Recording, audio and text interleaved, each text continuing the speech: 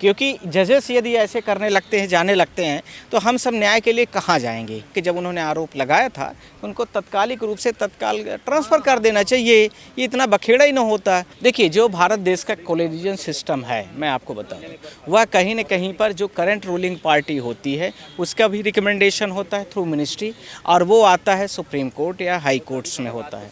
तो ये इस आधार पर ये कह देना, अब केजरीवाल जी की सरकार तो है नहीं, जब उनकी सरकार नहीं तो उनको मौका भी नहीं मिला। तो जो जिस समय पर जजेस बनते हैं वो इस तरह की प्रक्रिया और इस तरह से सारी चीज़ें आती हैं। देखिए, केजरीवाल की अपने मन की एक व्याख्या है, उस मन की व्याख्या को प्लेटफॉर्म दे रहे हैं ना वो तो। नहीं, प्रूफ दे रहे, मैंने कहाँ बोला है। पर कोई भी व्यक्ति यदि कहीं पर जा रहा है, और ख़ासकर ऐसे पदों वाले आसीन व्यक्ति किसी पॉलिटिकल पार्टीज़ के प्लेटफॉर्म में जाते हैं तो वो गलत है, क्योंकि जनता के सामने उसका एक गलत मैसेज जाता है। क्योंकि आपको सब लोगों को न्याय का मंदिर माना जाता है, और न्याय के मंदिर के लोग ही जब ऐसा करना शुरू कर देंगे तो जाहिर सी बात है कि कहीं ना कहीं मन में हर व्यक्ति के आएगा कि ये आदमी पार्शियल हो सकता है। तो इस बात की में तो कोई गड़बड़ी नहीं है जो केजरीवाल पर कोर्ट के ऐसे भी अप्रूवल्स है कि यदि ये किसी भी व्यक्ति के पेरेंट्स, माता पिता वहाँ पर कैंपस में जजेस हैं तो उनके कोर्ट में मैटर्स नहीं लगते हैं, या तो दूसरी जगह इधर उधर लग जाते हैं। हाँ, ये सवाल है। तो इसके लिए तो वहाँ पर जो रजिस्ट्रार होंगे, रजिस्ट्रार के माध्यम से पैनल में है, वो पैनल तो सरकार अपॉइंट करती है ना सर। नहीं, सरकार पैनल को अपॉइंट करती, इसमें कहीं कोई दिक्कत नहीं है। पर उनके माँ के पास उन्हीं को जा कर के आर्ग्यूट करना हो तो वो कहीं न कहीं पर वाइस्ड होगा और पार्शियल होगा, इसमें कोई दिक्कत नहीं। तो वहाँ पर तो नहीं ही लगना चाहिए। नहीं तो जो केजरीवाल जी कह रहे हैं पूर्ण रूपेण से कहीं सत्यापित होना भी आरोप के तौर पर दिखने लगेगा। अधिवक्ता परिषद जो है वो तो संघ का ही एक तरीके का। नहीं, वो तो ठीक है, वो तो उनकी बात जेन्युइन है, मैंने कहाँ मना किया। क्योंकि जजेस यदि ऐसे करने लगते हैं, जाने लगते हैं, तो हम सब न्याय के लिए कहाँ जाएंगे। तो यह कहना भी ठीक है उनका। और हमारे पास तो बहुत सारे लोगों का फ़ोन भी आया कि सर जैसे केजरीवाल जी ने किया है, हमारी भी केस चल रही है जबलपुर हाई कोर्ट में, कोई कह रहा है हमारी कहीं सुप्रीम कोर्ट में चल रही, तो हम भी आ जाएं क्या और बोल दें कि जज साहब जो है आप फला जब उसके मिनिस्टर के यहाँ घर में पाए गए हैं, मैंने देखा है, वो आपकी व्यवस्था करते हैं। तो ऐसे भी बहुत सारे आ रहे हैं। तो हमने बोला आपका जो विचार हो आप कर सकते हैं। कोई ऐसा रूल कानून है, अगर किसी के जज के संबंध है किसी से या कोई लेन देन है, तो क्या ऐसा केस दूसरी बेंच को ट्रांसफर हो जाता है? बिल्कुल हो सकता है, उसमें कहीं कोई सवाल दिक्कत ही नहीं है। और मुझे लगता है कि जब उन्होंने आरोप लगाया था उनको तत्कालिक रूप से तत्काल ट्रांसफ़र कर देना चाहिए, ये इतना बखेड़ा ही ना होता। यदि उन्होंने बोला है, इतने बड़े लीडर हैं और इतने बड़े पार्टीज़ के वो हैं, एक चीफ मिनिस्टर हैं, इतनी बड़ी नेशनल पार्टी के अध्यक्ष हैं, तो उनको तो यदि उन्होंने आवाज़ को उठाया है तो करना चाहिए। अड़ गई है ना जज साहिबा भी, तो जिद पे अड़ गई हैं, कह रही है मैं ही देखूंगी इस केस को। देखिए, नहीं, जज साहब ने इसलिए कर दिया कि उनको ये लगा कि यदि मैं नहीं करती हूँ तो सारे लोग हमको मीडिया में ट्रोल करेंगे और मैं ही लड़ूंगी और मैं ही जजमेंट भी। पर एक चीज़ मैं आपको बड़ी अच्छी बोलना चाहता हूँ, केजरीवाल को अब यहाँ पर फेयर जो भी होना मैं नहीं जानता, भविष्य के गर्त में है वो, पर केजरीवाल को बेनिफिट दोनों मिला है। यदि कुछ गड़बड़ हुआ तो केजरीवाल ने ऐसा चौका छक्का मार दिया है कि जज के ऊपर आरोप लग जाएगा कि जज पार्शियल थे और करेक्ट पैनी हो गए।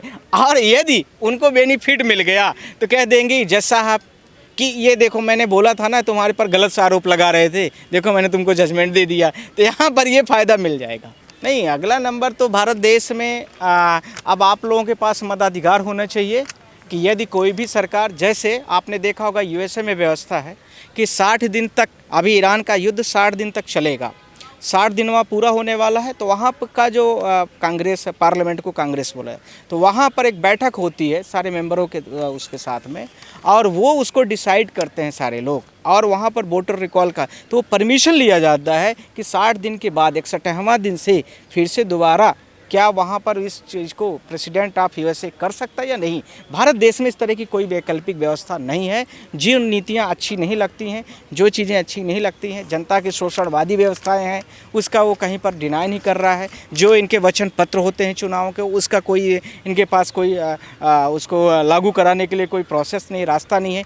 ये सारी चीज़ों को लेकर के अब वोट टू रिकॉल का ऑप्शन होना चाहिए जनता के लिए। और भारत देश की वर्तमान वैधानिक व्यवस्था और लोकतंत्र की यह मांग भी है कि वर्तमान की जो व्यवस्था है उससे अच्छी व्यवस्था कम से कम इनको रिकॉल करने के लिए होना चाहिए, जिससे जनता के पास कुछ अधिकार ऐसे हों।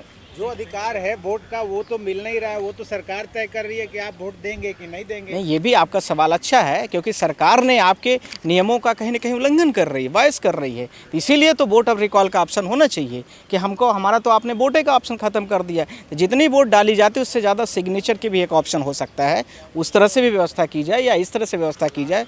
तो इस तरह से जो है तो इसका कुछ समाधान किया जाएगा, और इस समाधान की शुरुआत आप ही लोग सारे लोग करेंगे, मीडिया के लोग। राघव चड्ढा कहते थे कि बीजेपी के पास जो वॉशिंग मशीन है उसमें सब धुल जाते हैं, बड़ा प्रचार कर रहे थे उस मशीन को लेकर। उसी मशीन में ये भी धुलने चले गए बीजेपी वाले। ये तो राघव चड्ढा से पूछना चाहिए, क्या मशीन में कुछ बदलाव आ गया कि आप भी उसी मशीन के रास्ते से जाएंगे और निकल आएंगे। समोसे की कीमत कम करवा रहे थे। नहीं, ये तो बहुत कुछ, पानी का भी कम करा रहे थे, और रिचार्ज की कीमत 28 से 30 दिन का कराया, ये अच्छी बात थी। इस बात को मैं अप्रिशिएट किया उनके। इसके साथ में उन्होंने बहुत सारे फ़्लाइट का जो वेटिंग का पीरियड होता है उसके में भी बात की, वो भी अच्छी बात थी। कुछ मुद्दे उन्होंने जनहित के उठाए थे। इसमें देखिए, कोई व्यक्ति किसी पार्टी में चला गया वो एक अलग मत हो सकता है, पर जो उसने काम किया, अच्छा काम किया, तो उसकी तारीफ भी होनी चाहिए। फ्यूचर कैसे देखते हैं केजरीवाल जी का और आम आदमी पार्टी के साथ? दोनों का विलय होने वाला है बहुत जल्दी, और केजरीवाल भी पार्टी थे बीजेपी के। इनके जहाँ के भी एमएलए हैं, चाहे गोवा का हो, चाहे आपने देखा होगा गुजरात के हो, चाहे अभी देखिए करंट सांसद हो, और पंजाब का अगला जो सुनने में आ रहा है 50-60 एमएलएज हैं, ये सब बीजेपी में ही जाते हैं और किसी पार्टी में नहीं जाते हैं। तो इससे स्पष्ट होता है कि बीजेपी के बी पार्टी है ये। पर मन में आदमी के तरह तरह की विकृतियाँ पैदा होती हैं, तरह तरह के विचार होते हैं, और आर्टिकल 19(1)(g) में बड़ा स्पष्ट व्याख्या है कि यदि हमारे मन में कुछ बोलने की स्वतंत्रता है और लीगल कानूनी तरीके से, तो हम बोल सकते हैं। तो कोई व्यक्ति मन के अंदर रख करके अपने बीच में बोलता है, कोई मन ही मन में बात कर लेता है, और कोई जो है तो बाहर मीडिया में उसको जगह दे देता है।